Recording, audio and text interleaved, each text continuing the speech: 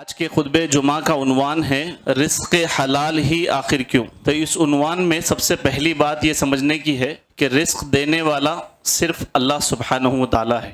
سب سے پہلا نقطہ ایک مسلمان ہونے کے ناطے، ایک مومن ہونے کے ناطے جو ہم کو یقین اور توکل ہم کو مضبوط کرنا ہے، وہ اس بات پر کہ رزق اللہ کے ذمے ہے اور رزق دینے والی ذات اللہ کی ہے۔ میں جو کچھ ذرائع استعمال کرتا ہوں، کوششیں کرتا ہوں، یہ میری کوشش ہے، اس کوشش کی وجہ سے مجھے رزق نہیں مل رہا۔ یہ کوشش چونکہ اللہ نے ہمارے اوپر ضروری رکھا کہ تم کوشش کرو، رزق دینے والے اللہ تعالیٰ ہے، تو سبب پہ میرا بھروسہ نہیں ہے بلکہ سبب کو پیدا کرنے والے اللہ پر ہم کو بھروسہ رکھنا ہے۔ تو رزق حلال ہی آخر کیوں؟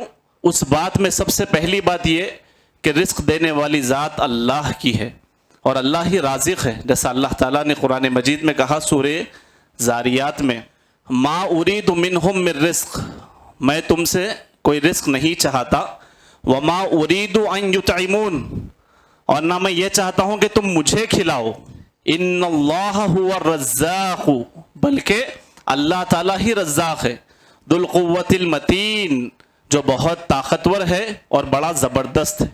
تو اللہ تعالیٰ نے اس آیت میں واضح کیا کہ نہ اللہ تعالیٰ یہ چاہتا ہے کہ تم اسے کھلاؤ، نہ اللہ تم سے روزی چاہتا ہے، بلکہ وہ خود رزاق ہے۔ رزاق کا معنی کیا ہوتا ہے؟ وہ خود رزق بانٹتا ہے، وہ خود رزق دینے والا ہے۔ تو ہم کو یہ یقین بڑھانا چاہیے کہ رزق اللہ کے ہاتھ میں ہے، اور اس کے بعد رزق کے جو فیصلے ہیں یہ آسمان سے ہوتے ہیں۔ اللہ تعالیٰ نے قرآن مجید میں کہا، اسی سورہ میں آیت نمبر 22 میں، وَفِي السَّمَاءِ رِزْقُكُمْ وَمَا تُوعَدُونَ، اللہ تعالیٰ نے کہا تمہارا جو رزق ہے وہ آسمان سے آتا ہے اور جو تم سے وعدہ کیے گئے ہیں وہ بھی آسمانوں میں ہے۔ تو ہم کو زمین میں کسی سے حسد کرنے کی یا ہم کو اس زمین پر اللہ کے دیے ہوئے رزق میں ناشکری کرنے کی کوئی گنجائش ہی نہیں ہے، کیونکہ رزق آسمانوں سے آتا ہے۔ اللہ نے کہا وَفِي السَّمَاءِ رِزْقُكُمْ، کیونکہ اللہ تعالیٰ آسمان سے رزق کے فیصلے فرماتے ہیں کہ کس کو کتنا دینا ہے، کس کو کتنا نہیں دینا ہے۔ تو جو لوگ زمین پہ پریشان ہوتے ہیں اپنے رزق کو لے کر یا دوسروں کو دیکھ کر کہ بھئی اس کے پاس اتنا مال کہاں سے آ گیا، تو اس آیت کی روشنی میں ہم کو یہ یقین لانا چاہیے کہ رزق کے فیصلے زمین سے نہیں ہو رہے بلکہ یہ اللہ تعالیٰ کی طرف سے ہو رہے ہیں۔ اللہ جو فیصلہ مقدر کرتا ہے وہی ہوتا ہے، جتنا رزق مقدر کرتے ہیں اتنا ہی ملتا ہے، نہ اس سے ایک گنا بڑھ کے نہ اس سے ایک گنا کم۔ اور اسی طریقے سے ابراہیم علیہ السلام اپنی قوم کو دعوت دیتے ہوئے کہہ رہے تھے جب اللہ ہی رزاق ہے، اللہ ہی رزق دینے والا ہے، تو پھر رزق اللہ کے علاوہ کسی اور سے طلب مت کرو۔ ابراہیم علیہ السلام نے دعوت دی، کہا ان الذین تعبدون من دون اللہ، جو لوگ اللہ کو چھوڑ کر دوسروں کی عبادت کرتے ہیں، لا یملکون لکم رزقا، بلکہ وہ رزق کے مالک نہیں ہیں، جن کی بھی تم اللہ کو چھوڑ کر عبادت کر رہے ہو۔ ابراہیم علیہ السلام نے کہا لا یملکون لکم رزقا، وہ تمہارے رزق کا اختیار نہیں رکھتے، وہ تمہارے رزق کے مالک نہیں ہیں، فابتغوا عند اللہ الرزق، بلکہ تم اللہ کے پاس سے اپنا رزق جو ہے طلب کرو، وعبدوہ، اسی کی عبادت کرو، واشکروا لہ، اور اللہ تعالیٰ کا شکر ادا کرو۔ تو ابراہیم علیہ السلام نے دعوت میں یہ واضح کر دیا کہ رزق دینے والی ذات صرف اللہ کی ہے، تو اللہ کے پاس سے رزق طلب کیا جائے۔ اللہ کے علاوہ اس کائنات میں کسی مخلوق کو اللہ تعالیٰ نے یہ اختیار نہیں دیا ہے کہ وہ کسی کا رزق روک سکے۔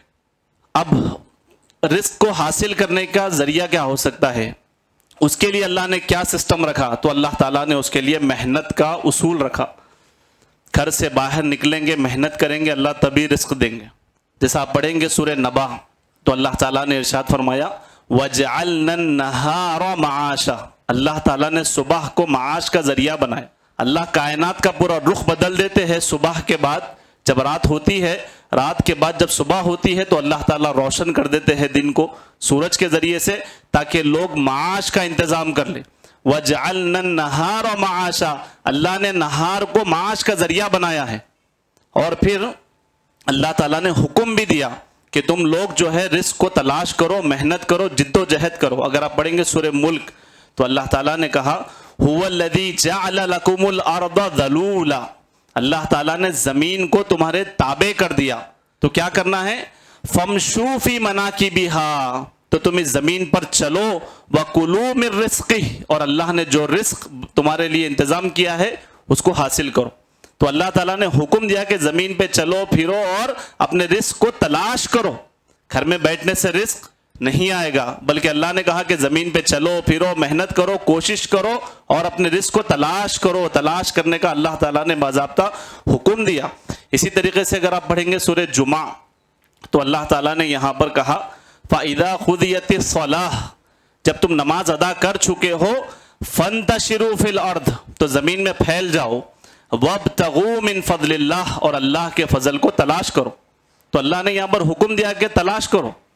اچھا، یہاں پر رک کر ایک بات یہ بتانا چاہوں گا، جمعہ کا پورا دن اللہ تعالیٰ نے تجارت سے منع نہیں کیا، بلکہ صرف وہ وقت جو جمعہ کی نماز کا ہے اس میں اللہ تعالیٰ نے کہا کہ تم لوگ وہاں پر اپنی تجارتوں کو روک دو، اور حکم دیا اللہ تعالیٰ نے کہ یا ایھا الذین آمنوا، اے ایمان والو، اذا نودی للصلاۃ، جب تم کو نماز کے لیے جمعہ کے لیے بلایا جائے، اذا نودی للصلاۃ من یوم الجمعہ، جب تم کو جمعہ کے لیے بلایا جائے، فسعوا الی ذکر اللہ، تو اللہ نے حکم دیا کہ دوڑو اللہ کے ذکر کی طرف۔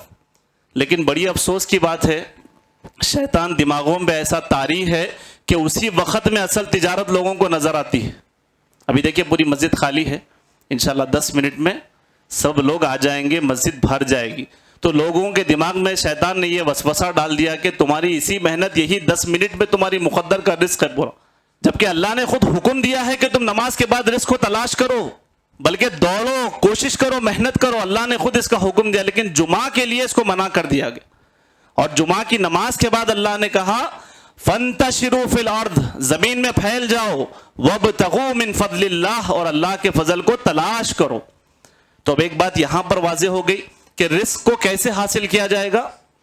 محنت سے، جد و جہد سے، کوشش سے، گھر کے باہر نکل کر کوشش کی جائے گی، محنت کی جائے گی رزق کو حاصل کرنے کا، کیونکہ ہاتھ سے کمائی جو ہوتی ہے اللہ تعالیٰ نے اس کو بہت زیادہ پسند کیا۔ ایک حدیث میں اللہ کے نبی نے کہا کسی شخص کے یہاں کبھی اس کھانے سے بہتر کوئی کھانا نہیں ہو سکتا جو اپنے وہ ہاتھ سے محنت کر کے کمائی کر کے کھاتا ہے۔ اور اللہ کے نبی نے داؤد علیہ السلام کی مثال دی، کہا وَإِنَّ النَّبِيَّ اللَّهِ داؤد كَانَ يَأْكُلُ مِنْ عَمْلِ يَدِهِ، داؤد علیہ السلام بادشاہ ہونے کے باوجود اپنے ہاتھ سے محنت کر کے کھاتے تھے۔ تو اللہ نے اس کو بڑھاوا دیا کہ محنت کرو، کوشش کرو، تلاش کرو اور اپنے ہاتھ سے محنت کر کے کماؤ، کھاؤ۔ اللہ نے ابھارا اور یہی طریقہ بتایا حصول رزق کے لیے۔ اللہ چاہا تو ماں کے پیٹ میں جس طرح بچے کو رزق پہنچاتا ہے، اللہ ہمارے پیٹ میں رزق پہنچا سکتا تھا، اللہ کے پاس اتنی قدرت ہے۔ لیکن یہ اللہ کا قانون ہے، یہ اللہ کا سسٹم ہے کہ بندہ اپنے گھر کے باہر نکلے، معاش کو تلاش کرے، جو اللہ نے رزق مقدر میں رکھا ہے اس کو باہر نکلو اور تلاش کر کے حاصل کرو۔ یہ اللہ تعالیٰ کی سنت ہے، یہ اللہ تعالیٰ کا طریقہ ہے۔ اچھا، اب جو آج کا عنوان ہے وہ یہ کہ رزق حلال ہی آخر کیوں ہو؟ میں کوئی بھی رزق کما سکتا ہوں، کچھ بھی کھا سکتا ہوں، ایسا نہیں ہے، بلکہ اللہ تعالیٰ نے، کوئی شخص اگر یہ کہتا ہے کہ بھائی میں تو آزاد ہوں، تو ہم آزاد نہیں ہیں۔ جد و جہد کرنا، محنت کرنا اللہ نے اس کا حکم دیا ہے، لیکن اللہ نے پابند بنایا ہے۔ جب تم تلاش کرو گے تو اللہ تعالیٰ نے پابندیاں لگائی ہے کہ کون سا رزق ہم کو تلاش کرنا ہے۔ تو اگر ایسا کوئی سوچتا ہے کہ میں آزاد ہوں تو اس کا یہ سوچنا صحیح نہیں ہے، کیونکہ رزق تلاش کرنے میں جائز وسائل کو اختیار کرنا ہے۔ جن وسیلوں کو اللہ نے جائز قرار دیا ہے انہی طریقوں سے رزق کو حاصل کرنا ہے، اور جو طریقے ناجائز ہے، حرام ہے، ان طریقوں سے رزق کو حاصل نہیں کرنا ہے، تو آزاد نہیں ہے۔ اب رزق حلال ہی کیوں ہو؟ اس کی بہت ساری وجوہات ہیں۔ سب سے بڑی وجہ جو ہے وہ یہ کیونکہ اللہ تعالیٰ نے حلال رزق کھانے کا حکم دیا۔ اللہ تعالیٰ نے قرآن مجید میں کہا یا ایھا الناس، تمام انسانوں سے خطاب کیا اور کہا کلوا من طیبات، اللہ تعالیٰ نے کہا یا ایھا الناس کلوا مما فی الارض حلالا طیبا، تم زمین سے پاکیزہ رزق کو کھاؤ، حلال رزق کو کھاؤ۔ اللہ نے یہاں پر کنڈیشن لگایا رزق کو کھاؤ، لیکن کون سا ہو وہ رزق؟ اللہ نے کہا حلالا طیبا، حلال ہو اور پاک ہو۔ جو چاہا زمین پہ رزق دکھا میں کھا لوں گا یا کما لوں گا، اللہ نے پابند کر دیا، حدود لگا دیے کہ حلال ہونا چاہیے اور پاک ہونا چاہیے۔ اور ایک آیت میں اللہ تعالیٰ نے مومنین سے خطاب کرتے ہوئے کہا یا ایھا الذین آمنو، اے ایمان والو، کلوا من طیبات ما رزقناکم، ہم نے جو تمہیں رزق دیا ہے اس میں سے پاکیزہ جو چیزیں ہیں اس کو تم کھاؤ۔ تو اللہ نے ان دو آیتوں میں کنڈیشنز لگائے، حدود لگائے، اللہ نے ایک باؤنڈری بنا دی کہ اب میں آزاد نہیں ہوں، کمانے میں، کھانے میں، مال کی تجارت میں، کسی چیز میں مجھے آزاد نہیں چھوڑ دیا گیا، بلکہ مجھے ایک حدود دیے گئے ہیں، باؤنڈری دی گئی ہے کہ اس کے تحت رہ کر میں کماؤں۔ وہ کیا ہے؟ حلال ہو، پاکیزہ ہو۔ اور پھر اللہ کے نبی نے اس کی ایک اور وجہ، حلال رزق ہی کیوں، اس کی ایک وجہ یہ بھی ہے کہ اللہ کے نبی صلی اللہ علیہ وسلم نے ایک حدیث میں کہا لَيَأْتِيَنَّ عَلَى النَّاسِ زَمَانٌ، لوگوں پر ایک زمانہ ایسا آئے گا لا يُبَالِ الْمَرْءُ بِمَا أَخَذَ الْمَالِ، انسان یہ فکر چھوڑ دے گا کہ یہ مال جو ہے کیسے حاصل کر رہا ہے، جو مال اسے مل رہا ہے انسان کو یہ جو ہے فکر لائق نہیں ہوگی ام من حلال ام من حرام، کہ وہ جو مال لے رہا ہے وہ حلال ہے یا حرام، اس کی تمیز تک لوگوں سے ختم ہو جائے گی۔ بولے ایک زمانہ لوگوں پہ آنے والا ہے، تو یہ وہی زمانہ ہے۔ آج ہم بھی دیکھتے ہیں کہ کئی لوگ مال کماتے ہیں بغیر اس پرواہ کے کہ وہ حلال ہے یا حرام ہے، اللہ نے اس کی اجازت دی ہے یا نہیں دی۔ اور حلال مال ہی کیوں کھانا ہے؟ اللہ کے نبی نے ایک حدیث میں کہا جب قیامت برپا ہوگی تو اللہ کے نبی نے کہا لا تدول قدم ابن آدم یوم القیامہ، ابن آدم جو ہے قیامت کے دن اپنے پیر کو جنبش بھی نہیں دے پائے گا جب تک کہ 5 سوالوں کے جواب نہ دے دے۔ اس میں سے 2 سوال اللہ کے نبی نے کہا وعن مالہ من این اکتسبہ، اللہ پوچھیں گے کہ مال تو نے کہاں سے کمایا، اور وفیما انفقہ، اور اس کو کہاں پر خرچ کیا۔ تو جو ہماری زندگی کی بھاگ دوڑ ہے، 20 سال 30 سال 40 سال مال اور پیسے کے لیے ہم 10 گھنٹے محنتیں کر رہے ہیں، قیامت میں اللہ تعالیٰ پھر یہ بھی پوچھنے والے ہیں کہ یہ کہاں سے کمایا تھا۔ میں 40 سال رزق کمانے کو دیا اللہ تعالیٰ، تو اللہ تعالیٰ یہ بھی پوچھیں گے کہ کہاں سے کمایا، اس کا وسیلہ کیا تھا، اس کا ذریعہ کیا تھا، اس کا سورس کیا تھا، پھر اس کو کہاں پر لگایا۔ بعض لوگ جو ہے پیسے باجوں میں اڑا کر کہتے ہیں بھئی میرا مال ہے میں لٹاؤں گا۔ اس آیت میں اللہ تعالیٰ اس مال کو قید لگا رہے ہیں، بلکہ پوچھنے والے ہیں کہ کہاں پر خرچ کیا تھا۔ وہ شاید کسی غریب کا حق تھا، شاید وہ کسی اس کے گھر والوں کے حقوق تھے جو اس کے جیب میں تھے، جو اس نے اٹھا کر لوگوں کے سامنے لٹا دیا۔ تو قیامت کے دن پوچھ ہوگی ہر اس مال کی جو حاصل کیا جا رہا ہے کہ کہاں سے کمایا اور کہاں پر خرچ کیا۔ حلال مال ہی کیوں کمائے؟ اس کی ایک وجہ یہ بھی ہے، اللہ کے نبی نے کہا جو لوگ حرام کماتے ہیں اللہ تعالیٰ ان کی دعائیں قبول نہیں کرتا، ان کی دعائیں معلق ہے، لٹکی ہوئی ہے، کیونکہ ان کا جو رزق ہے وہ لوگ حرام کما رہے ہیں۔ اللہ کے نبی نے کہا یا ایھا الناس، اے تمام انسانوں، ان اللہ طیب، بے شک اللہ تعالیٰ پاک ہے، لا یقبل الا طیبا، اور اللہ تعالیٰ پاک کے علاوہ کوئی چیز کو قبول نہیں کرتا۔ اللہ تعالیٰ پاک ہے، پاک مال کے علاوہ اللہ تعالیٰ کسی مال کو قبول نہیں کرتے۔ اب اس مال سے تم حج کرو، عمرے کرو، تم غریبوں کو کھلاؤ، تم جو کچھ کر رہے ہو، تم دیکھو کہ تم کون سا مال کما رہے ہو، کیا اللہ کے پاس وہ قبول ہے یا قبول بھی نہیں ہو رہا ہے۔ اور اللہ تعالیٰ تو پاک ہے، وہ پاک مال کے علاوہ کسی مال کو اللہ تعالیٰ قبول نہیں کرتے۔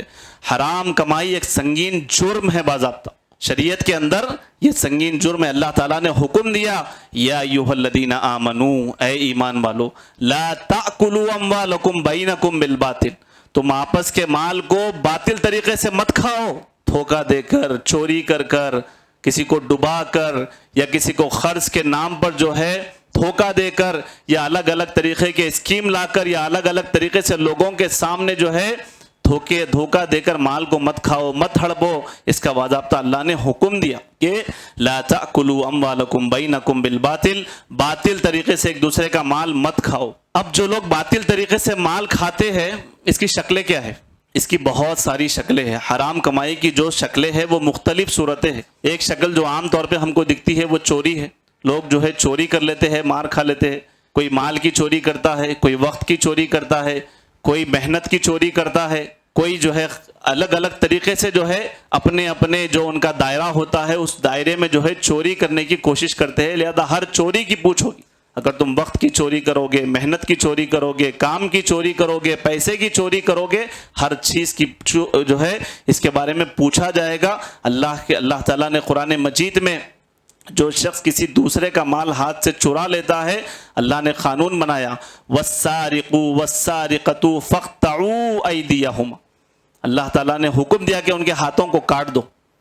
وہ ہاتھ جو لوگوں کا مال چوری کرتے ہیں، اللہ کو یہ پسند نہیں ہے کہ وہ جسم سے جڑے رہے، اللہ نے قانون بنایا کہ ان ہاتھوں کو کاٹ دو۔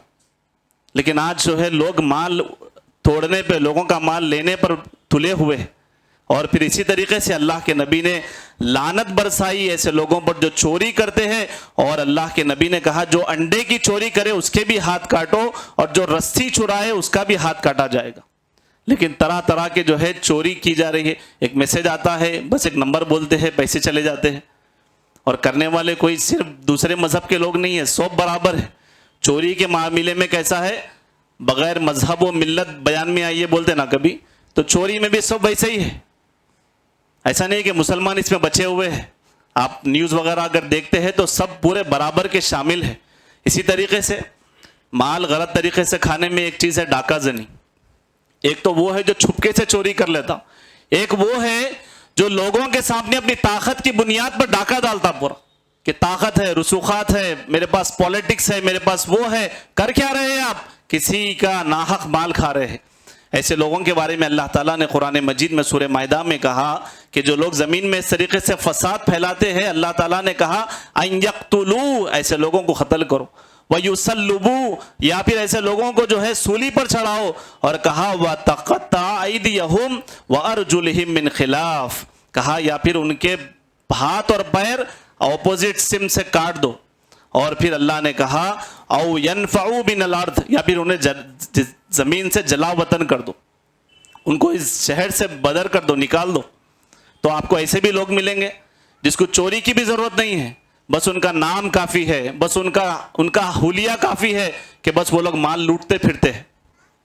اور اسی طریقے سے جوا کھیلنا، یہ بھی جو ہے حرام کمائی کا ایک ذریعہ ہے۔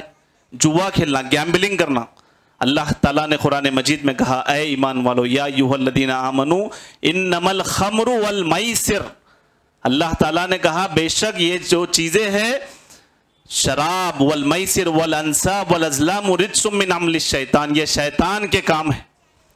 جوا کھیلنا، شراب پینا، اور اسی طریقے سے جو ہے بتوں کے پتھروں کے بارے میں جو ذبح کیا جاتا ہے وہ، اور کہا والازلام رجسم، یعنی جو لوگ فال نکالنے کے لیے تیر وغیرہ کا استعمال کرتے ہیں، یہ سب شیطانی کام ہے۔ اور اس میں دوسرے نمبر پر اللہ نے جو کہا وہ کہا والمیسر، جوا حرام ہے۔ آج کئی نوجوان جو ہے جوے کی لت میں ملوث ہے، کرکٹ میں جو ہے بیٹنگ کر رہے، آئی پی ایل کے اندر جو ہے بیٹنگ لگا رہے، وہ رزق کھا رہے اور اسی سے اپنے گھر والوں کو بھی کھلا رہے۔ اور اسی طریقے سے گیمبلنگ، ایک شخص کے بارے میں مجھے معلوم ہوا کہ وہ جو ہے اتنا جو ہے جوا کھیل رہا تھا، جوا کھیلتے کھیلتے اتنے لاکھوں روپے کا جو ہے اس کو نقصان ہوا کہ وہ جو ہے اب شہر چھوڑ کر بھی بھاگ گیا ہے۔ اور معلوم ہوا کہ اس کے فون میں جتنے کانٹیکٹس تھے، ہر کانٹیکٹ سے اس نے کچھ نہ کچھ رقم لی ہوئی تھی، یہ بول کر کے بھائی میرا بس جوا چل رہا ہے، تھوڑا سا اگر ہوگا تو میرے کو بہت فائدہ ہو جائے گا، میں آپ کو یہ دوں گا وہ دوں گا۔ سارے لوگ جب اس کے پیچھے بھاگے تو وہ شہر چھوڑ کے ہی بھاگ گیا۔ تو اس کو جب پوچھا گیا کہ بھائی یہ سب کیوں کر رہے ہو، تو ایک لعنت، ایک لت لگ گئی تھی کہ اب فائدہ ہوگا، اب فائدہ ہوگا، اب فائدہ ہوگا۔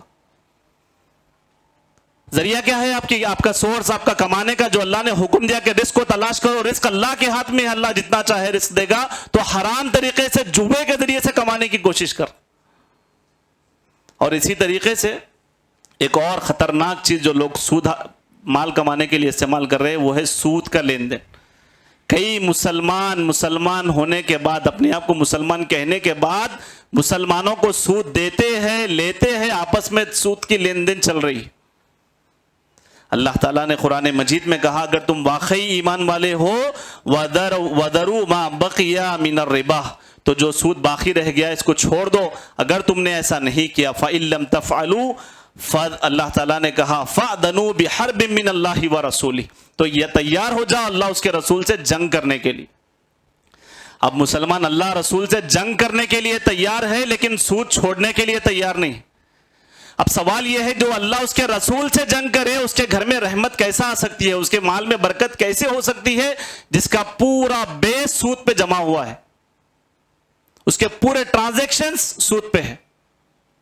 اس کا انویسٹمنٹ سود کے اندر ہے، وہ جو لون لیا اس کے اندر سود ہے، اور جو بزنس کر رہا ہے اس کے اندر سود کا انوالومنٹ ہے، جن چیزوں کا انشورنسز ہے اس کے اندر سود کا انوالومنٹ ہے۔ اب یہ تمام کے اندر آپ اللہ سے امید لگا کے بیٹھے ہوئے کہ اللہ میرے مال میں برکت دے، اللہ نے کہا ایسے لوگوں کو اللہ تعالیٰ نقصان میں ڈال کے رہیں گے۔ اور پھر اسی طریقے سے اللہ کے نبی نے ایک حدیث میں کہا جو سود کی معاملت داری کرتے ہیں، اللہ کے نبی نے کہا 72 دروازے ہیں سود کے گناہ کے، اور سب سے چھوٹا اللہ کے نبی نے کہا ادناہا مثل ایتان الرجل امہ، اللہ کے نبی نے کہا سب سے ادنا گناہ کیا ہے، وہ یہ کہ سگی ماں سے زنا بولے۔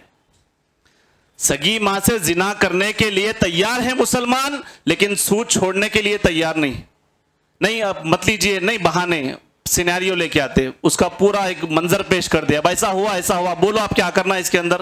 اگر میں آپ کو پلٹا کے وہی سینیریو دے کے بولا اب ایسا ہوا، آپ اپنی ماں سے زنا کر لیجیے آپ کا مسئلہ حل ہوگا، تو کیا آپ مانیں گے؟ نہیں مانیں گے۔ تو پھر اللہ نے وہی بات کہی، نبی نے وہی بات کہی کہ جو معاملت داری کرتا ہے سود کی 72 درجات میں جو گناہ ہے سب سے چھوٹا ہے ماں سے زنا کرنا بولے۔ اور ایک حدیث میں اللہ کے نبی نے کہا جانتے ہوئے کہ یہ سود ہے، اس کا 1 درہم کھانا اللہ کے نزدیک 36 مرتبہ زنا کرنے سے بڑا گناہ ہے بولے۔ لیکن بڑی آسانی سے لوگ ملوث ہیں، آٹو والے سے لے کے ترکاری والے سے لے کے ہر کوئی سود کے اندر لگا ہوا ہے۔ ایک صاحب سے ملا، سود پہ ٹرانزیکشن کر رہے تھے، لے رہے تھے، میں پوچھا بھائی ایسی کیا حاجت ہے، تو جواب میں بول رہے تھے نہیں بھائی وقت ضرورت جیب میں رکھنا، کبھی بھی ضرورت پڑ سکتی ہے۔ ان کو ضرورت بھی نہیں ہے، انہوں بول رہے ہیں نہیں وقت ضرورت کبھی بھی ایک کاپی بنا کے رکھنا، کبھی بھی ضرورت پڑ سکتی، بھائی کیا معلوم کبھی بھی ضرورت پڑ جائے۔ تو یہی لعنتیں تھی جو اللہ رسول نے قرآن حدیث میں بیان کی تھی، جو تمہارے چہروں سے اور تمہارے گھروں میں جھلک رہی ہے۔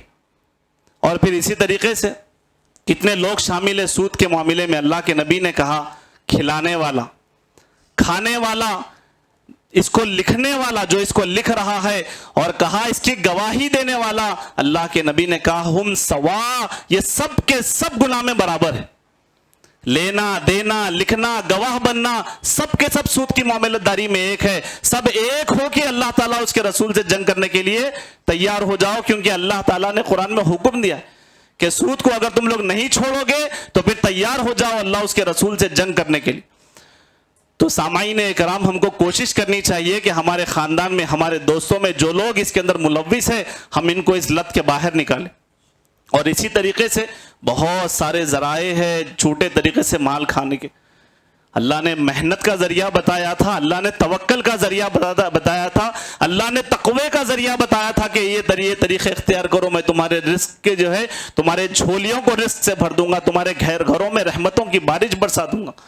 لیکن آج توکل کو، تقوی کو اور محنت کو، مزدوری کو اور کوشش کو آج جو ہے چھوڑ دیا گیا۔ چوری کو، ڈاکہ زنی کو اور پھر سود کو، ان طریقوں کو جب اختیار کیا گیا تو اللہ تعالیٰ نے مال سے برکت ہی اٹھا لی۔ چھوٹی قسم اٹھا کر کسی کا مال قبضہ کرنا، یہ بھی ایک قسم کا ہے۔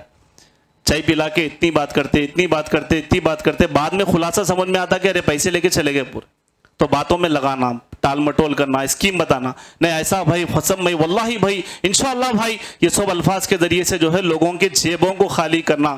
اللہ کے نبی نے کہا ایسے لوگوں کے بارے میں کہ جو لوگ ایسا کرتے ہیں، لوگوں کو دھوکہ دے کر جھوٹی قسم اٹھا کے ان کے مال لے لیتے ہیں، اللہ کے نبی نے کہا لقی اللہ یوم القیامہ وہو علیہ غضبان، وہ اللہ سے ایسے ملاقات کرے گا کہ اللہ اس پر غصہ ہوں گے اس وقت میں۔ ایسے شخص پر جو لوگوں کو باتوں میں پھسلا کر اور قسم دلا کر ان کا مال لے لیتا ہے۔ ایک اور ذریعہ، ایک ترازو لگا دو، سامان رکھ دو، ناپ تول میں کمی کرو اور ترقی کرتے جاؤ، یہ لوگوں نے ذریعہ بنایا۔ اللہ تعالیٰ نے قرآن مجید میں کہا وَيْلٌ لِّلْمُطَفِّفِينَ الَّذِينَ إِذَا اكْتَالُوا عَلَى النَّاسِ يَسْتَوْفُونَ وَإِذَا كَالُوهُمْ أَوْ وَّزَنُوهُمْ يُخْسِرُونَ، ویل ہے ایسے لوگوں کے لیے جو ناپ تول میں کمی کرتے ہیں، ہلاکت ہے، بربادی ہے ایسے لوگوں کے لیے جو جب دیتے ہیں تو برابر تول کر جو ہے لوگوں کو لیتے ہیں، تو برابر تول کر لیتے ہیں، برابر ناپ کر لیتے ہیں، اور جب دینے کی باری آتی ہے تو تول میں بھی اور ناپنے میں بھی کمی کر دیتے ہیں۔ ایک قوم تھی باضابطہ، اللہ نے صرف اس بیماری کی وجہ سے، اس گناہ کی وجہ سے اس قوم کو اللہ نے تباہ کر دیا۔ آج لوگوں میں عام ہے، بھئی حلال کمائیے، محنت کریے، نہیں ہم ترازو میں جو ہے گھٹالا کر کے کمائیں گے۔ اللہ نے جو ذریعہ بتایا وہ نہیں کریں گے، بلکہ ہم ترازو میں گھٹالا کر کر کمائیں گے۔ اور پھر اسی طریقے سے اللہ کے نبی نے ایک حدیث میں کہا، جسے شیخ البانی نے صحیح قرار دیا، اللہ کے نبی نے کہا جو قوم ناپ تول میں کمی کرتی ہے، اللہ تعالیٰ اسی قوم کے اوپر قحط سالی، مہنگائی اور ظالم بادشاہ کو اللہ مسلط کر دیتے ہیں۔ آج ظالم بادشاہ کا جو رونا روتے ہیں مسلمان، کہیں نہ کہیں ہمارے اعمال کا خمیازہ ہے۔ اللہ کے نبی نے کہا تھا کہ جب تم ناپ تول میں کمی کرو گے، اللہ ظالم بادشاہ کو تمہارے سر پہ بٹھا دے گا۔ اور پھر اسی طریقے سے ایک اور جو طریقہ لوگ اختیار کرتے ہیں وہ ہے کاروبار میں دھوکہ دینا، کاروبار میں دھوکہ دینا۔ اللہ کے نبی نے ایک مرتبہ دیکھا ایک شخص کے جو ہے اللہ کے نبی نے غلے میں ہاتھ ڈالا تو اللہ کے نبی کو نمی لگی، تو اللہ کے نبی نے پوچھا کہ یہ نمی کیا ہے؟ تو اس شخص نے کہا اللہ کے نبی بارش ہوئی تھی ابھی، تو یہ بارش کی وجہ سے نمی ہے۔ تو وہ دھوکہ دے رہا تھا، کسی طریقے سے وزن کو بڑھانے کے لیے جو ہے ایسا کام کر رہا تھا۔ اللہ کے نبی نے اس وقت میں کہا تھا من غش فلیس منا، جو دھوکہ دے وہ ہم میں سے نہیں ہے بولے۔ اور آج جو ہے یہ بہت عام ہو چکا ہے اس طریقے سے کام کرنا۔ ایک اور، ابھی وقت بہت کم ہے تو میں گنا کر جو ہے آگے بڑھ جاتا ہوں، وہ یہ رشوت لینا۔ اللہ کے نبی نے کہا رشوت لینے والا، دینے والا اور اس میں جو معاملت داری کراتا ہے رشوت کی، سب جو ہے گنہگار ہے۔ اللہ نے کام کا جو ہے طریقہ بتایا تھا، لوگ رشوت کو مال کا ذریعہ بنے۔ کبھی کسی کو گورنمنٹ جاب لگ گئی تو خوشی ہوتی تھی، ماشاءاللہ آپ گورنمنٹ سروس میں جو ہے جوائن ہو گئے۔ آج افسوس ہوتا دیکھ کے، کیونکہ یہاں بہت اچھے رہتے، وہاں جانے کے بعد پورا وہ سب شروع کرتے جو ایک ذریعہ تھا۔ نہیں، سیلری تو اصل سیلری رہتی بھائی، اصل وہ اوپر کا ہی رہتا بولتے۔ ارے سیلری تو کہیں کی چلے جاتی بھائی، اصل وہ اوپر کا ہی رہتا، یہ چھوڑنا اصل بولتے۔ اللہ تعالیٰ توفیق دے ایسے لوگوں کو۔ اور پھر حرام اشیاء کا کاروبار، یہ بھی ایک ذریعہ ہے لوگوں کا۔ سگریٹ حرام ہے، سگریٹ بیچتے، زردہ حرام ہے، زردہ بیچتے، گٹکا حرام ہے، گٹکا بیچتے۔ ایک اصول ہے، جو چیز کھانے پینے میں حرام ہے وہ خریدنے بیچنے میں بھی حرام ہے۔ اور کیا کرتے؟ یوٹیوب کے ذریعے سے، ویڈیوز کے ذریعے سے کماتے، غلط ایڈز آتے، اس کے ذریعے سے رزق کماتا ہوں، کھاتا ہوں اور اپنے گھر والوں کو کھلاتا ہوں۔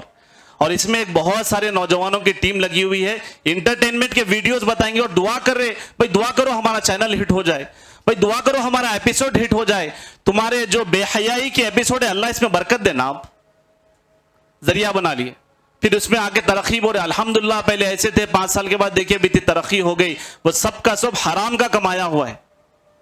اسی طریقے سے یتیموں کا مال کھانا، یہ بھی ایک ذریعہ ہے، کیونکہ یتیم ایک سافٹ ٹارگٹ ہوتا معاشرے میں، تو لوگ اس کا مال آسانی سے لے لیتے۔ اللہ نے قرآن میں کہا یتیم کے مال کے قریب بھی مت جاؤ، جو یتیم کے مال کے قریب جاتا ہے اللہ تعالیٰ نے کہا انما یاکلون فی بطونہم نارا، وہ اپنے پیٹ میں جہنم کی آگ کو بھر رہا۔ بولے ذرا کوئی غریب دکھا، معصوم دکھا، یتیم دکھا، جا کے قبضہ۔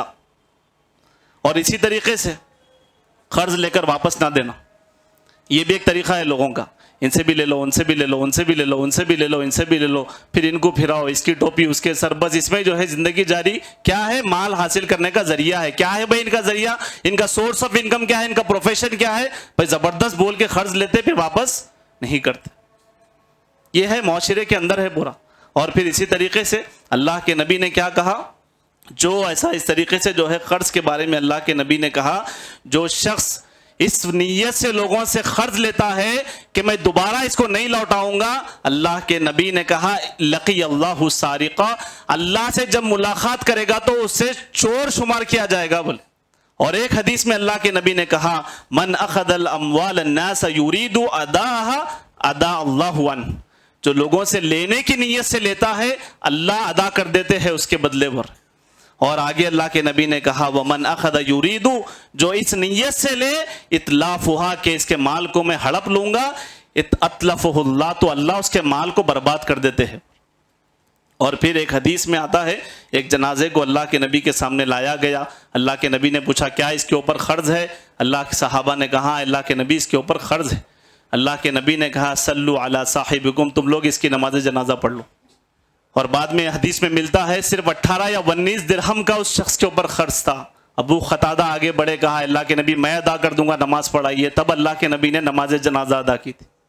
اور اس کے بعد ایک حدیث میں اللہ کے نبی نے کہا ایک شخص اللہ کی راہ میں شہید ہوتا ہے، پھر زندہ ہوتا ہے، پھر اللہ کی راہ میں شہید ہوتا ہے، پھر زندہ ہوتا ہے، پھر اللہ کی راہ میں شہید ہوتا ہے۔ اللہ کے نبی نے 3 مرتبہ دہرایا تھا کہ 3 زندگیاں ملتی ہے، 3 بار شہید ہوتا ہے، لیکن اگر اس حال میں مرا کہ اس کے اوپر قرض باقی تھا تو ایسے شخص کو اللہ تعالیٰ 3 بار شہید ہونے کے بعد بھی جنت میں نہیں ڈالیں گے۔ آج اس کو کمائی کا لوگ جو ہے ذریعہ بنا لیے، نہیں، قرض بہت آسانی سے لے لو اور لوگوں کو ستاؤ، بہت سنگین معاملہ ہے۔ تقریر کا خلاصہ کیا ہے؟ باتوں کا خلاصہ یہ ہے کہ اس کے اسباب کیا ہے، لوگ کیوں اس طریقے سے حرام کمائی کی طرف بھاگ رہے ہیں۔ اس کی وجہ یہ ہے کہ اللہ کا ڈر نہیں ہے، اللہ کا خوف نہیں ہے، اور اللہ کے عذاب کا بھی لوگوں کو ڈر نہیں ہے۔ اور پھر ایک وجہ یہ ہے کہ راتوں رات مالدار بن جانے کی خواہش ہے۔ قناعت پسندی نہیں ہے کہ جو اللہ نے دیا ہے اس میں خوش رہے، نہیں، بلکہ راتوں رات امیر بننا ہے، جلدی جلدی جلدی امیر بننا ہے، اور لگژریس لائف ہونا ہے، لوگوں کو کمپیٹیٹ کرنا ہے، لوگوں سے آگے بڑھنا ہے۔ یہ سب وجوہات ہے کہ لوگ حرام کمائی کے قریب جا رہے ہیں۔ اور پھر اسی طریقے سے ایک وجہ یہ ہے کہ حرام خوری کی سنگینی اور خطرناکی سے واقف بھی نہیں ہے لوگ، کہ جو حرام کھا رہے ہیں کہ اس سے کیا نقصان ہوگا، آپ کی نسل کو کھلا رہے ہیں اس کا کیا نقصان ہوگا۔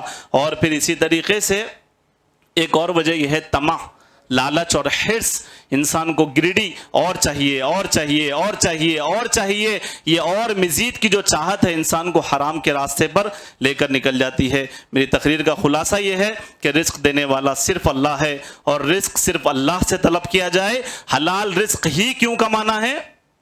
اس لیے کمانا ہے کیونکہ اللہ نے حلال رزق کمانے کا حکم دیا، اس لیے کمانا ہے، اور جائز طریقوں سے، جائز وسیلوں سے کمانا ہے۔ حرام طریقوں اور حرام وسائل کے ذریعے سے رزق نہیں کمایا جا سکتا۔ حرام کمائی کی جو شکلیں ہیں، چوری کرنا، ڈاکہ ڈالنا، اور پھر اسی طریقے سے جوا ہے، اور پھر اسی طریقے سے مال کسی کا ہڑپ لینا، کاروبار میں دھوکہ دینا، قرض کے ذریعے سے، یہ جو طریقے ہیں یہ سب حرام ہیں۔ اور اس کے اسباب جو بھی آپ کے سامنے بیان کیا، اللہ کا ڈر نہیں ہے، راتوں رات مالدار بننے کی خواہش ہے، اور پھر اس کی سنگینی سے واقف نہیں ہے، اور ایک حرص دلوں میں پالے ہوئے ہے جو لوگوں کو حرام کی طرف لگا رہے۔ اللہ سے دعا ہے اللہ تعالی ہمیں جائز اور حلال رزق کھانے کی اللہ تعالی ہمیں توفیق دے، جب تک زندہ رکھے اسلام اور ایمان پر رکھے، جب خاتمہ ہو تو ایمان پر ہمارا خاتمہ ہو۔ میں اللہ تعالیٰ سے دعا کرتا ہوں کہ اللہ تعالیٰ ان مجلس میں جو لوگ بھی قرض دار ہے، اللہ تعالیٰ ان کے قرضوں کے انتظامات کرے، اور اللہ تعالیٰ جائز اور حلال طریقے کا مال کھانے، اپنی اولاد کو کھلانے کی اللہ توفیق دے، جب تک زندہ رکھے اسلام اور ایمان پر رکھے، جب خاتمہ ہو تو ایمان پر ہمارا خاتمہ ہو۔ وآخر دعوانا الحمدللہ رب العالمین۔